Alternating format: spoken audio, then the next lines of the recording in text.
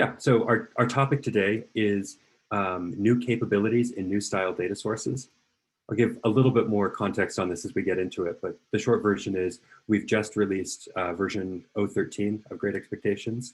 It has significant rejiggering around the way you connect to data and then the things that you can do on top of that. And so our main goal for this call is to try and start to bring people up to speed on what you can do, spark some new ideas, and then keep that conversation moving forward. I'm Abe. I actually know a fair number of people in the room, but not everybody. I'm one of the core contributors on Great Expectations, co-founder at Superconductive, which is the company behind Great Expectations. And my thing, I'm just all about data. I've been leading data teams, mostly growth stage companies for the last several years. And I love the human side of that and figuring out culture and team building and all of that. And I also I love the technical side, just what architecture do you need? What's the right way to answer questions and build infrastructure for any given organization? Beyond the mercenary working for a corporation hat, I also care a lot about human scale data and the impact that we have on the world as data people. I don't know if anybody watched Tristan's talk at Coalesce. He's one of the founders at DBT, but he talks a lot about kind of organization building and like what is the right way that data enables communication at scale, culture building at scale. I care a lot about those things. And last, I just moved from San Francisco to Salt Lake a couple months ago, and so far it's been great. Nothing's on fire here, and I'm looking forward to skiing over the winter. All right, that's a little bit about me. Agenda for today. So we're going to give some context on new style data sources, a little bit of what were they before, what are they now? And then I'm mostly going to structure this around two demos. I'm going to do one demo, both of these in notebooks, pretty lightweight, pretty bare bones, but just trying to show off how some of the new abstractions work. The first one is going to talk about basically iterating across tables and using Great Expectations to help with data discovery in kind of tabular mode. And then the second demo is going to talk about iterating across time. From there, to wrap up, expecting to have a fair amount of time for questions, so please do be taking notes and be ready to ask questions. All right, new style data sources. For context, the Great Expectations architecture basically fits into three buckets. So the way to think of it is, unless you're just sort of noodling around in a notebook or like just barely getting started, if you're deploying Great Expectations and doing that in a way where you can have repeatable process, it's tied into infrastructure, it's like reliable, repeatable connections to things. So if you're thinking of it as sort of a deployed application and not just a library that you're playing around with, you'll almost certainly have three components to that deployment. One is you're going to need to connect to data, and for that we use data sources. The second is you're going to need to validate your data as it flows through, and there are actually a number of trigger points for when you'd want to validate data. Our abstraction for that we call checkpoints, and we'll have more to say on that a little bit later. And then the last part is just to kind of feed the application and make it all work. You're going to have some need to persist artifacts and metadata, like data documentation, like the expectation suites themselves, results of validation. And all of those are managed by what we call stores in our ecosystem. So when you're thinking about setting up Great Expectations, you're going to need data sources, checkpoints, and stores. And today we're going to focus on data sources and some changes that happened just a few weeks ago. Focus, yeah. Color the icon. If you want to dig in a little bit deeper, you can blow it out this way. Let's actually just keep moving here though, because there's a lot to talk about just within the world of data sources. Before we go there, I want to talk about workflows for just a sec though, because we're also going to see some of that today. One of the things that we've considered really important for Great Expectations from the very beginning is that you can combine domain expertise with what we call data profiling. And it's essentially automated tools that help you ask questions of data. So that often is historical data. We're also starting to see some really interesting use cases where you're bringing in metadata from other places. So for example, we saw a company recently that took JSON schema artifacts that they built for their APIs, and they were basically building custom profilers to port everything from their JSON schema into the data warehouse and data validation that flowed down from there. So we see the expectation creation workflow as a combination of human domain expertise and then also automated tooling. Once you have expectations, then you can turn those around and validate future data, and also help with discussions about future data through things like data documentation. So we'll show off a little bit of that as we get into specific workflows. Okay, before and after. Oh, oops. The header on this is right, and I have the wrong content on this slide, so I'm just going to talk over it. So just a couple weeks ago, we released version 13 of Great Expectations. We released this as a minimally breaking release, meaning most teams should be able to upgrade to GEO 13 without too much difficulty. However, we also know that some of these features are experimental, and a big part of what we're doing right now is responding to requests and questions about, does this feature work? Can I use the old version of this and the new version together? So the posture we're taking is we're encouraging anybody who the framing that we've used is kind of 3 levels of maturity. We talk about things as experimental, beta, or production. And if it's experimental, we're encouraging people to try it, but don't rely on it yet because we know it's still pretty early. If it's beta, we're saying this will probably work for you, and so ready for early adopters. And then if you need something to be totally buttoned up, then we're encouraging people to wait until we label it as fully production. So O13 is squarely experimental, and we're hoping to move to beta soon, but I just want to make sure that we're calibrating who is using it when.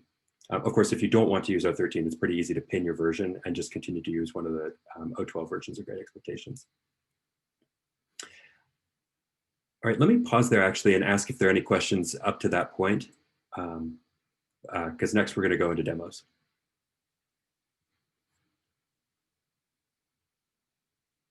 All right, demos. So let me flip over and talk about insight within tables. So this is going to be, classic notebook walkthrough. Again, I'm not shooting for super high polish here. I'm trying to kind of really get into the workflow of, as a data scientist using day-to-day tools, like what is it going to be like to use the next set of abstractions around Great Expectations. So I'm going to start by importing Great Expectations, abbreviated to GE. Just for context, I have run Great Expectations init in this directory. I've got a little bit of data that I'll show you in a second, but haven't done anything else, haven't done any configuration. So this is sort of a raw, fresh installation of O13. I'm going to instantiate a context using this get context command.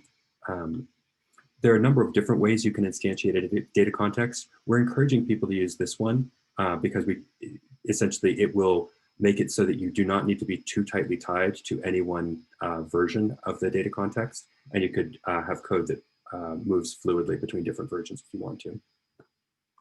Okay, next thing, the first thing that's I think really new here is I'm going to use this method called test YAML config. So what I'm doing here is I'm going to configure a data source, in this case what we call a simple SQL Alchemy data source, and then immediately test it out. So if I run that cell, it gives us a bunch of kind of quick feedback on this configuration. So it says, okay, we're attempting to instantiate a class from this config.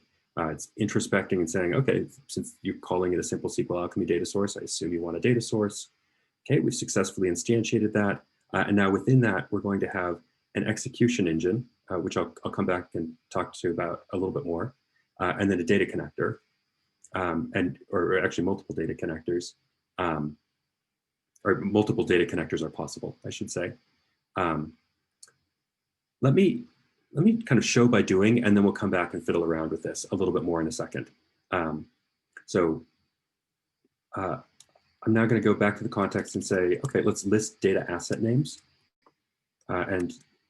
Here I'm borrowing from the data source that we just configured. So we called this MySQLite data source, and we said the data connector name. We created this thing called limited table, which I know I have not unpacked for you yet. But let's see underneath that, what data asset names we have. Okay, we have 3 data asset names: case IDs, collisions, parties, and victims. Just to tie you in on this, we're looking at a data set that I ran across on Twitter a few weeks ago. I actually don't know much about it other than it covers car accidents in California for the last several years. And it's actually one of the few examples of like a really nice kind of relational SQLite database that I've been able to find so far. So these are tables, and just to kind of anchor in your head, if you're in a SQL world, this notion of a data asset is probably analogous to a table. That's similar to the way that things worked in Great Expectations 12, and we're kind of doubling down on that interpretation. So I'm going to here just grab case IDs, say, because that's the first one alphabetically, and say, okay, context, I want to get a batch. So the batch here is just a batch of data that is tied to data asset name, data connector name, data source name. So, okay, we've got case IDs and database years. It's kind of boring. Let's do the next one just to see. Okay, collisions. This starts to look more like real data. Just so we can see it better. Now it's still giving us a gap. Okay, so what I'm hoping you see here is once you have configured a data source, it should be really quick and really light to be able to go to the data context and say, hey, give me data from that data source. Okay, let me back up now and describe a little bit of what's going on under the hood, just so that you can start to get familiar and comfortable with this. The class name here is a simple SQL Alchemy data source. There are a few other kinds. I will share documentation in the Slack channel after this. We're steadily documenting all the different ways that you can do these things. In this case, the simplest way to connect, since it's a SQLite database, is to just pass it a connection string. Just to show off, if we wanted to, we could also, we've got a Postgres version configured. Actually, let me do that. I haven't tried this morning. James, I hope the database is still up. Just to show that we can do this, I'm going to switch the connection string.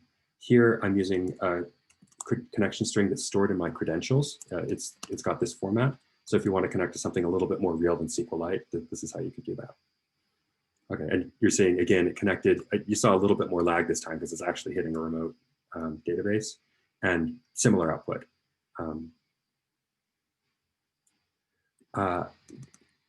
Getting a little further in, we're inferring assets here. And essentially what this is doing is it's saying, hey, we want to help introspect this database. And so we're going to loop over all of the tables in here and configure data assets for each of those tables. The reason that you might want more than one data asset per table, let me show you this, is in case you want to fetch them in different ways. So here we're doing sample using limit, which basically says when you fetch a batch, only fetch up to 100 rows. I'm going to make that really, really small just to kind of show off that it works because we're mostly fetching heads. So let's call this one really limited table. Same sampling method, same sampling KWRs. Fetch that.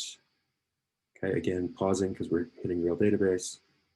And here you can see, okay, we've got data connectors, we've got a limited table, and we've got a really limited table. They both share the same tables, but here, oh yeah, so it actually worked here. This chooses at random, so I wasn't sure what it would pick, but when it fetches a sample of batch data, in this case, it's fetching a sample of batch data that only has 2 rows, so even though it could show up to 5, it only shows you 2. All right, I know I'm in the weeds here a little bit, but I'm trying to introduce this notion of when you are, in the past, one of the pieces of feedback we've got from users is that setting up your configuration for Great Expectations has been kind of difficult, just because the workflow hasn't always been clear. And so our goal here is to use this test YAML config method as a way to be able to configure and interact really quickly with your configuration. And then once you're done, you can just copy this, like this exact thing, straight over into your Great Expectations.yaml config and work with it there. Playing around with the workflows, we have not enabled a way to immediately save this back to the config itself, partly because if you're in prototyping mode, you probably want to be cautious about saving back, and we felt like there's too much room for confusion. This is actually a place where we're open to feedback from the community. If people come back and say, like, hey, that copy paste step at the end is just too much for me, you need to streamline that, we'd be receptive. But for the moment, we're deliberately doing it this way to basically to safeguard and make it harder to accidentally mess up your data context config. Okay, let me keep going from here because this is mostly nuts and bolts. It's not really the shiny part.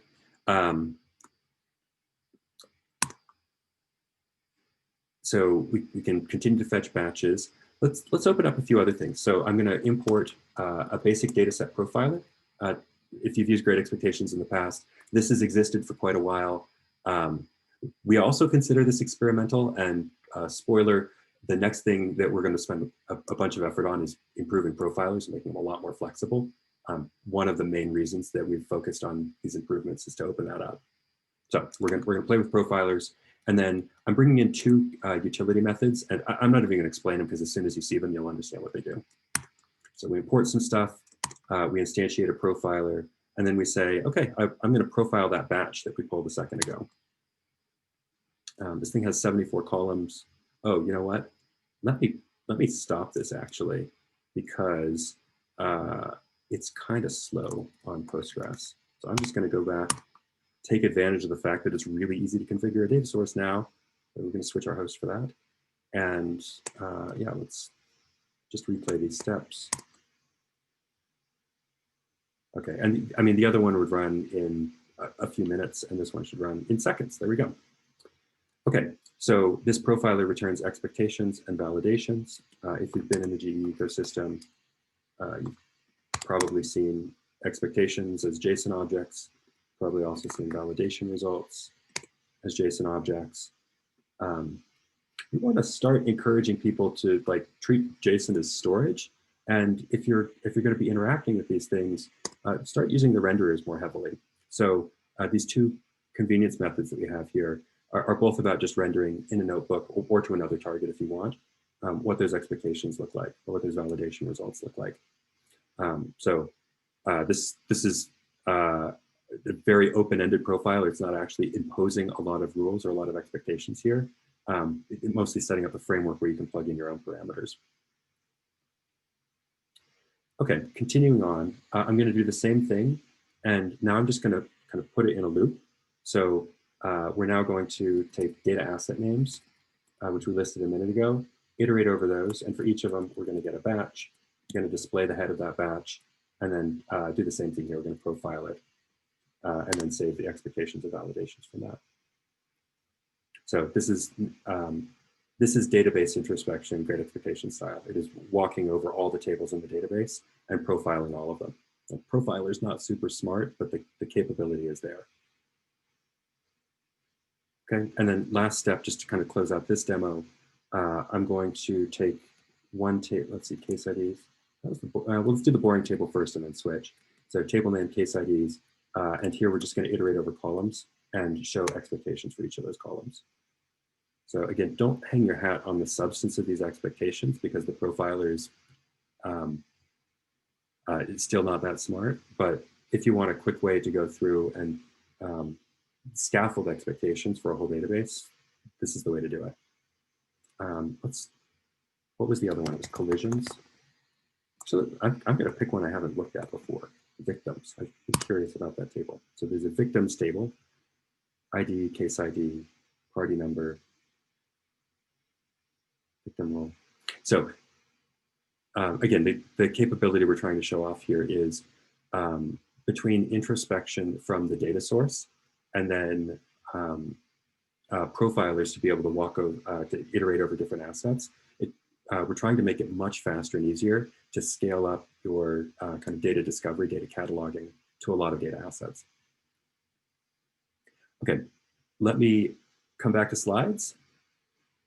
I know this is a little bit of a whirlwind, and really I'm not trying to, you should not be disappointed if you don't feel like you understand all of these concepts deeply at the end of the hour. What I'm hoping to do is give an overview and some kind of reasons to get excited about things and dig deeper in areas that catch your interest. So things that we just went through, test YAML config as a UI to get things configured. These data source connector asset partition keys that we're using to actually reference batches in the database. And then the notion of batches, profilers, and renderers. Okay, another pause there. Questions, things that are unclear? I have a question. I don't know if this is too in the weeds. If you go back to the code, there's a point where you say context.getBatch. And I noticed with the version 13 docs, I was crawling around there earlier, that there's also a context.getValidator. And I'm wondering what the difference between those two are, because they seem to take maybe the same arguments. Yes, that's an awesome question. You know, let me answer that now. I was going to demo it next, but the short version is if you fetch, so a batch is going to come ready to evaluate kind of basic metrics. So if you want to do kind of point queries or things against it, you can. Most of the heavy machinery in Great Expectations now, you're not going to want to run a single metric at a time against it. You're going to want to be able to ask it lots of questions at the same time. And in order to do that, the validator opens up kind of the equivalent of a query planner. And I don't want to overpromise there, but the ability to stitch together multiple metrics, reduce the number of round trips to the database, and also attach more metadata in the process. That was maybe one of my other questions, so that's really nice to hear. Okay, cool. Other questions here?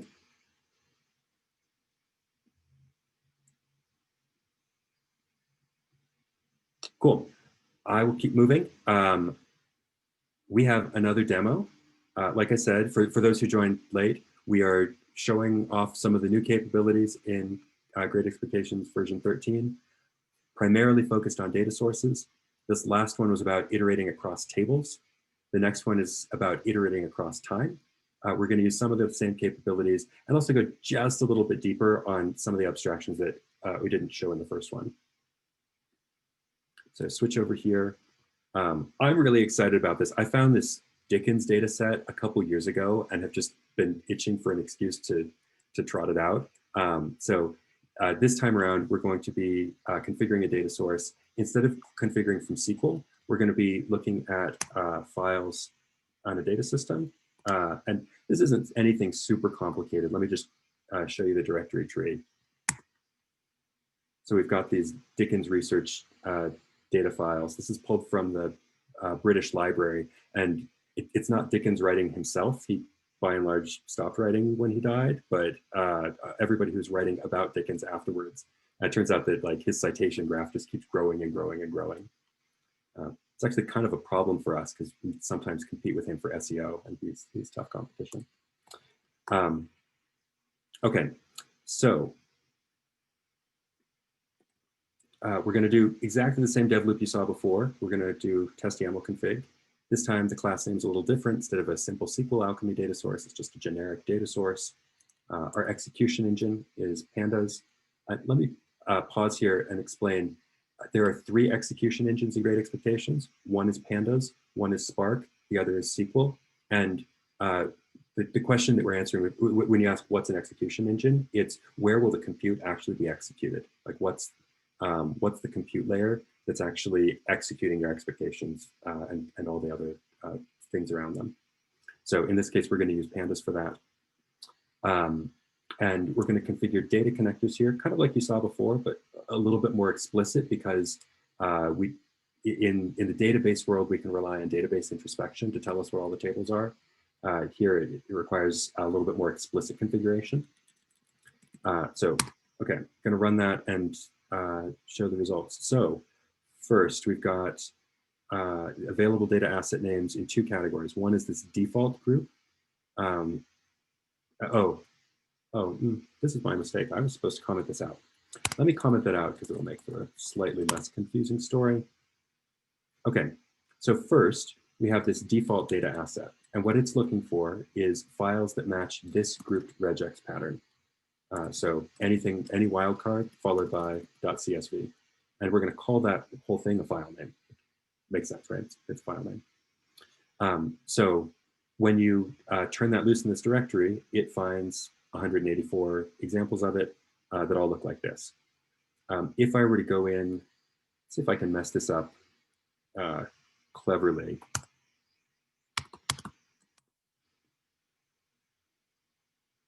Okay, so I've limited it now, and I've said now the regex pattern you want to match is any wildcard followed by 20 number. So after the year 2000, and you can see it's finding 20 of them. So I don't know if you wanted to get fancy about this, you could do all kinds of things. I'm not going to indulge in regex golf right now. But the goal is basically to be able to tweak and run as quickly as possible. We're trying to make that dev loop as short and tight as we can. One of the things you can do beyond just grabbing file names is, turns out it's often useful to parse the file name itself. You'll have naming conventions and information that's embedded inside of it. So uncommenting this one, we're going to match this pattern. We say Dickens research data underscore digits, and we're saying the digits here, they're not a file name. Those digits are a year. And so this new data asset named regex pattern, it finds all the same things the other one did, but we're going to be able to access them a little differently.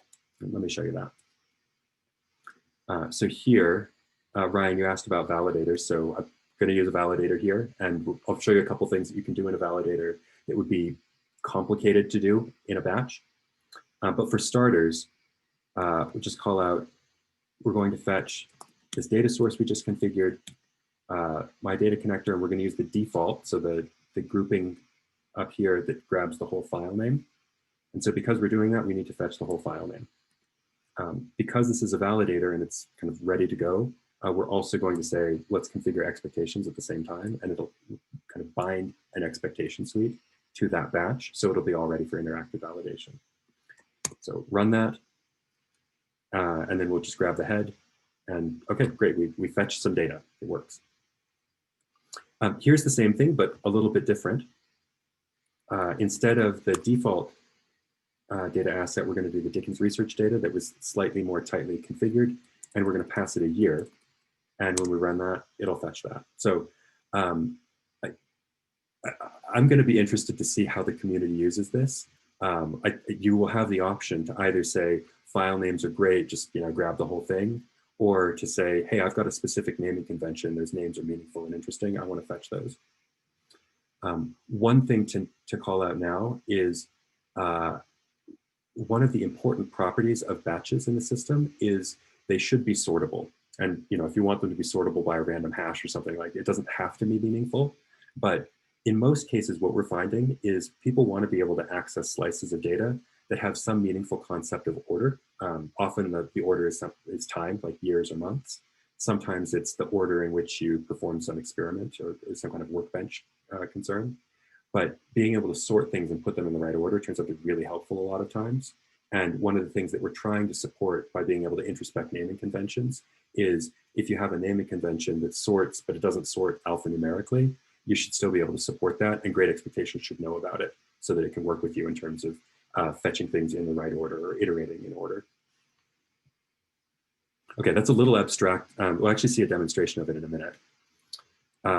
Before that though, Ryan, to your question, once you have a validator, you can get back into a workflow that I think will be really familiar to anybody who was with Great Expectations in the early days of, I have data and I just want to expect stuff of it. So my validator expect column values to not be null, for example, or expect column values to be in set. So if you're going to go into the kind of classic in a notebook interactive mode of kind of playing around with data, seeing which expectations are met, and then tweaking and fiddling, validators are the best tool for that. And we did quite a bit of work to make sure that autocomplete still works. So like all of your tabs are still here. It's one of these things like deceptively difficult to do and make it always work. One of the reasons that, by the way, that it's difficult is now that Great Expectations 013 allows custom expectations, you can define those on the fly, they get registered, and they should still be picked up here in the autocomplete, which is kind of a cool party trick. Okay, let's see. I'm going to use the same method we did before just to show that just like we could profile stuff and generate docs from that, you can also do that for manual workflows. So if you're using your expert domain knowledge to populate these, that will also work. Just going to show that we have a new expectation suite. We created this, the context knows about it, and we technically haven't saved it yet, but it's there. You could save it if you want to. Now let's get to some of the more power tools here. So far, everything that I've showed you, basically things you could have done in 012, except maybe it would have been a little bit harder to configure your data source at the beginning. But now that we have a concept of batches and we have a data source that knows how to introspect all of your files and fetch them across time, we can do this. We can say, hey, context get batch list. I don't just want one, I want the whole list, anything that matches this criteria. Our prolific friend, Mr. Dickens, has been going for 184 years, some of them posthumously. And so we've got 184 examples of batches here. And if you want to grab just the most recent one, here's what it looks like. So I'm going to just grab the most recent batch. We're going to stave those columns because we're going to want those columns in a minute. And then we'll get the head just so we can see what this data looks like. And like I said, these are entries in the British Library, people, either Dickens himself or people writing about Dickens. Okay. Let me go a little bit deeper into how we did that, just because I've now talked a little bit about this notion of being able to iterate across batches.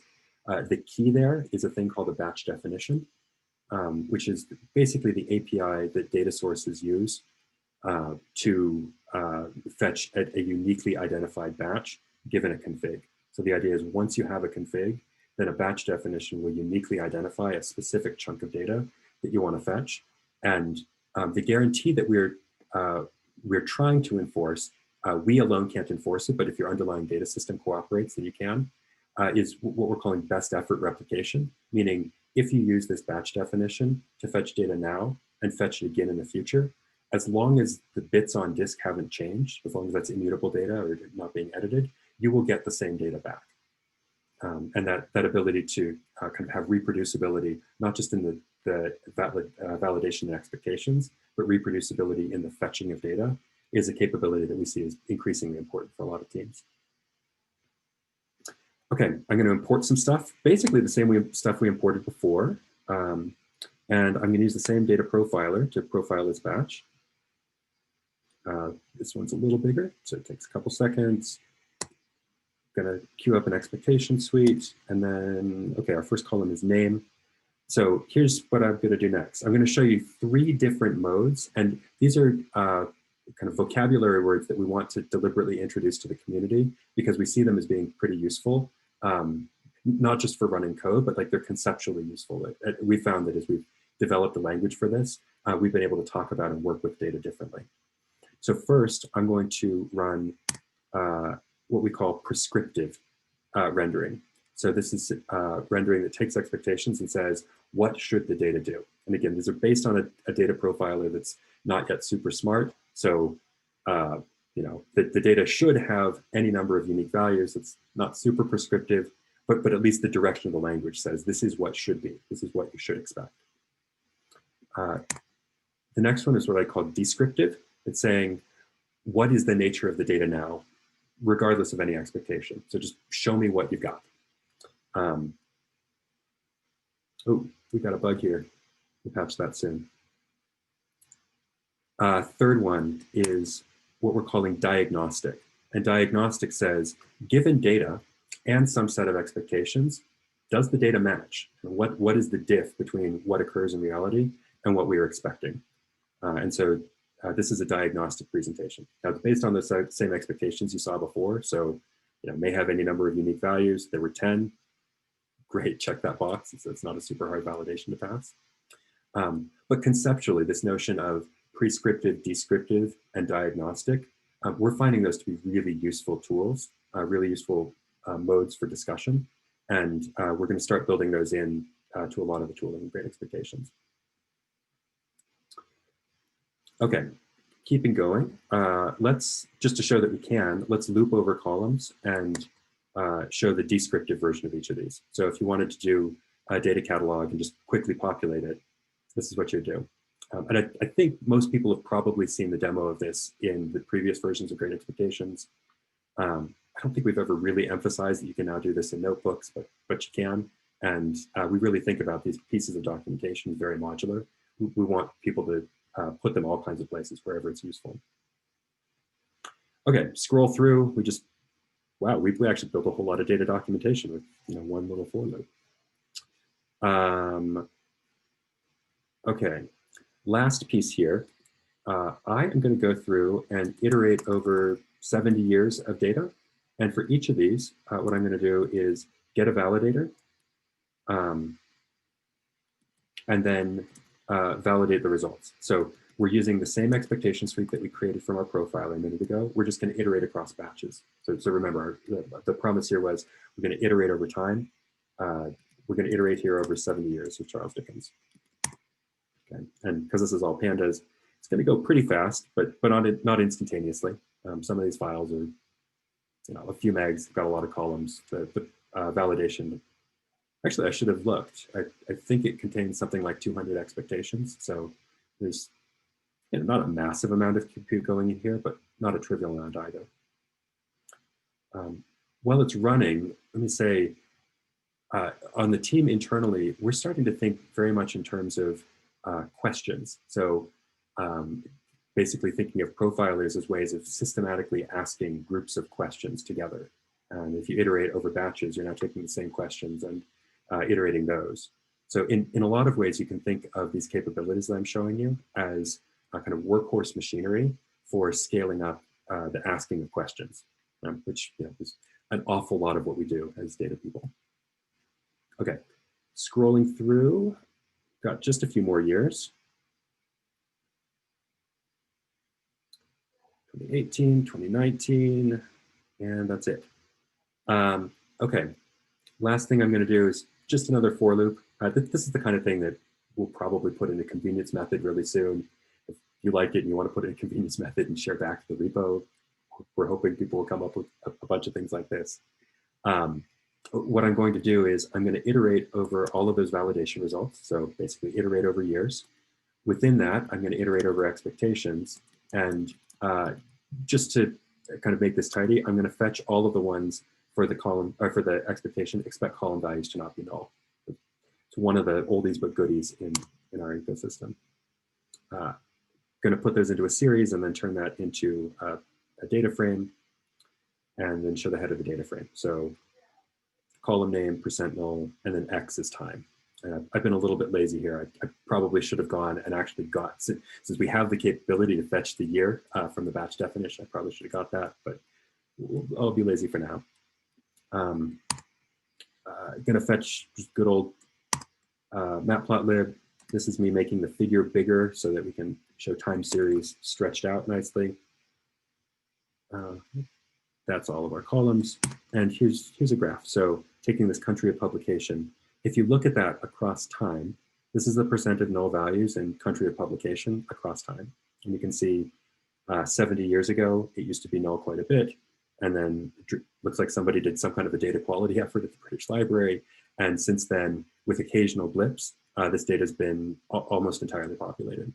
Looks like they've started to slip in the last 15 years though. So maybe their data quality team should look at that. That's one, but we've got the data here to just really scale up this process. If you want to look at all the columns and very quickly get some insight on, okay, what are patterns in nullability over time? Here you go.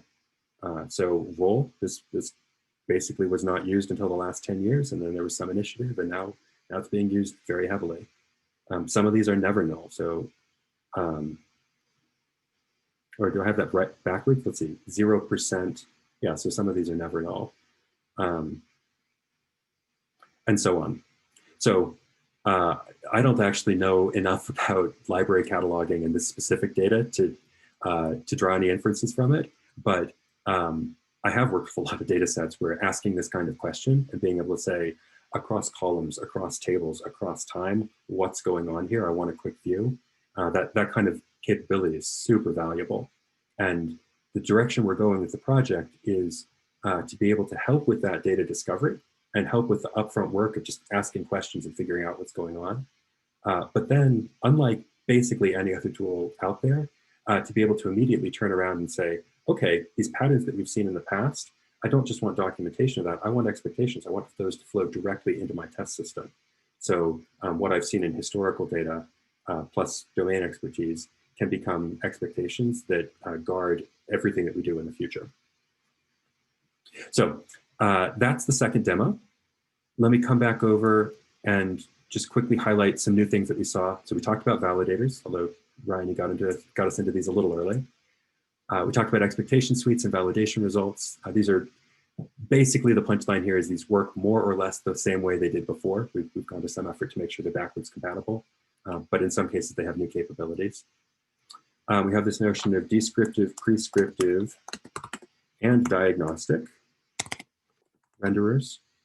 And then last, this notion of guarantees around batches, that it's going to do, they're sortable, and they'll have best effort attempts to fetch the same data. over time, as long as your underlying data isn't changing. Okay, let me wrap up quickly, and then we can do any questions you have. So we've talked a little bit about overall architecture, 3 main components in any Great Expectations deployment: data sources to connect data, stores to manage your metadata and artifacts, and checkpoints to do validation. I've introduced a bunch of key concepts, all of which should be documented in our core concept section, which got a lot better in the 013 release, and candidly still has some room to grow. Last, let me just highlight some things that we're really excited about doing next. So one, the kind of hardening of experimental features in the 013, that continues. Got a bunch of good immediate feedback, and we're kind of patching up all the blockers and edge cases that we find there. If you're interested, we would love to schedule pairing or tutorial sessions with you. That could be directly assisting you to migrate from 12 to 13. That could be kicking the tires together and just kind of doing focused pairing using the new software. But basically, as long as you're willing to open up the notebooks, run pip install, and kind of do that together, we'd love to kind of sit next to you and look over your shoulder. Second thing that we're working on is next-gen checkpoints and profilers. We've been kind of making excuses for the basic dataset profiler for a long time. And with the infrastructure we've got now, we're really excited to push forward and make it so that profilers are much smarter, much more customizable, and much more powerful in general. So we're working on that and looking for partners. Anybody who has real data and wants to try it out, we'd love to work with you. And then last, this will be the topic of, Kyle, correct me if I'm wrong, I think our next community webinar, if not that, then the one after. Modular expectations. Yeah, in January, early Okay. January. So we'll come back to this, but another capability in 013 is expectations are now modular, and that means that it should be much, once we've fully smoothed out all the workflows and fully documented everything, it should be possible to create new expectations and share them with the community much, much faster than it was before.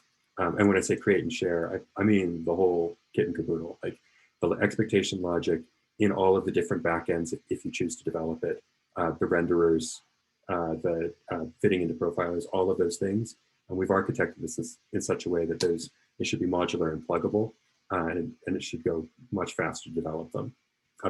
Just as a fun internal proof point, we did a hackathon a few weeks ago where one of the members of the team who had not directly been involved in building that feature tried it out for the first time. He was able to build 3 new expectations in the first afternoon, and by the next day was kind of time trialing and showing like, hey, I can knock one of these out in 10 minutes.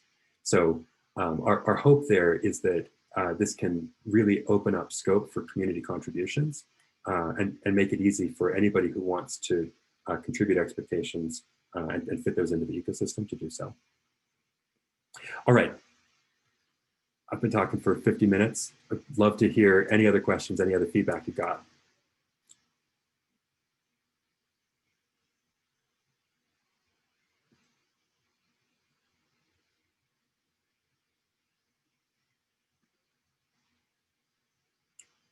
Anybody want to go?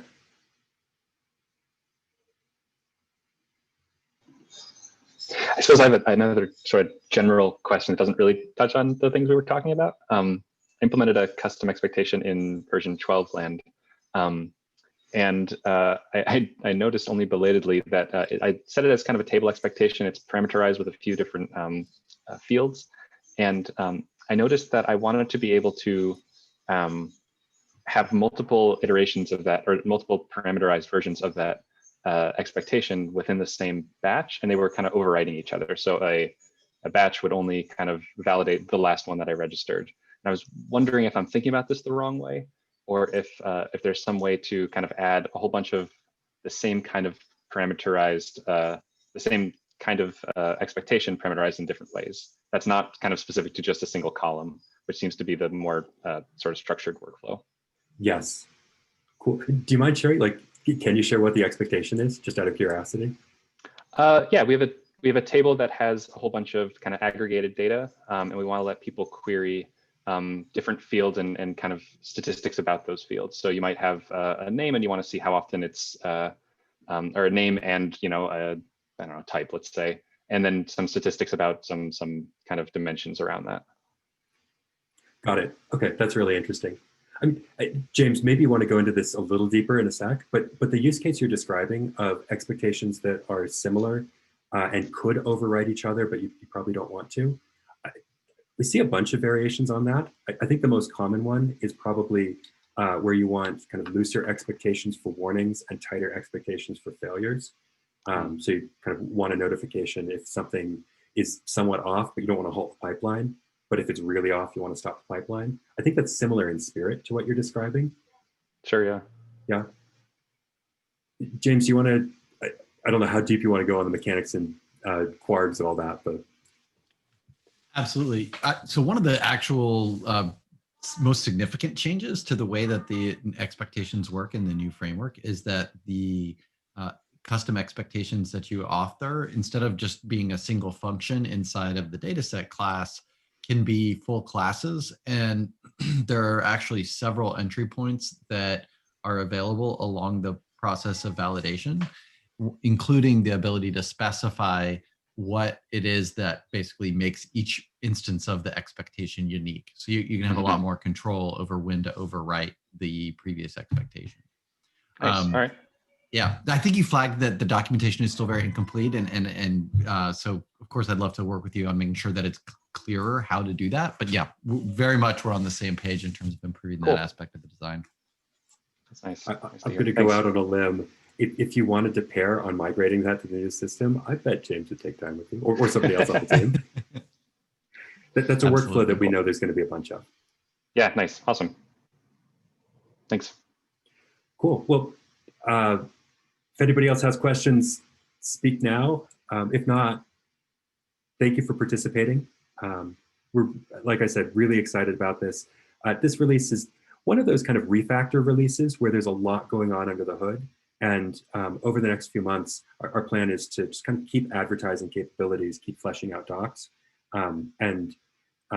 We've made a habit with Great Expectations of like shipping early, like as early as reasonably possible, knowing there'll be rough edges, knowing that, like we release stuff even when it's experimental.